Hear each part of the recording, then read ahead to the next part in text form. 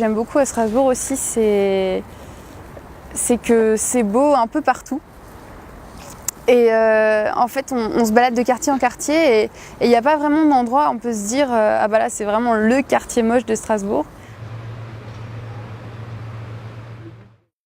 J'étais au scout et là c'est un domaine qui me retenait quoi, qui me résistait et où je voulais être la cheftaine parfaite. Et au final, j'arrivais pas à faire la moitié de ce que j'avais envie de faire.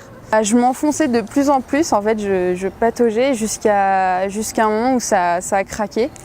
Et je suis revenue d'un week-end et je me suis effondrée. Et c'est là que mes parents m'ont dit bah, écoute Élise, je pense que les scouts va falloir arrêter parce que sinon on va te ramasser à la petite cuillère.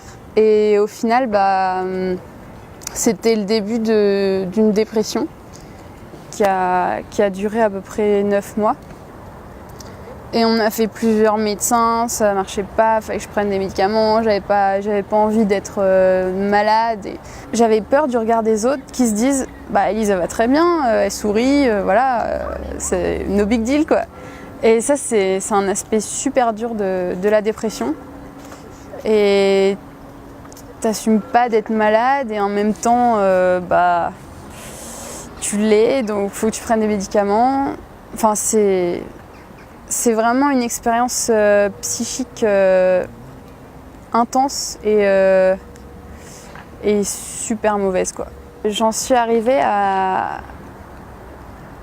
postuler pour une coloc un peu spéciale. En fait, l'idée, c'est que des jeunes habitent ensemble, on était 5, et qu'ils habitent ensemble et qu'ils mettent tous leurs efforts à ce que ça se passe bien, à ce qu'il y ait des liens fraternels, quoi. Les personnes avec qui j'ai vécu, je peux vraiment dire, c'est mes frères et sœurs.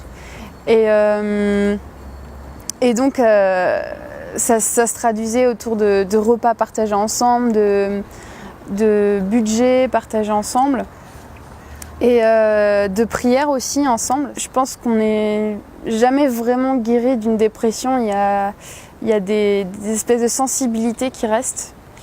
Et en fait, ces 2 années dans cette coloc qu'on appelle fraternité ou frat. Et en fait, ces 2 années, ça m'a consolidée. Ça m'a vraiment aidé à forger mon caractère. Et ouais, je leur dois beaucoup.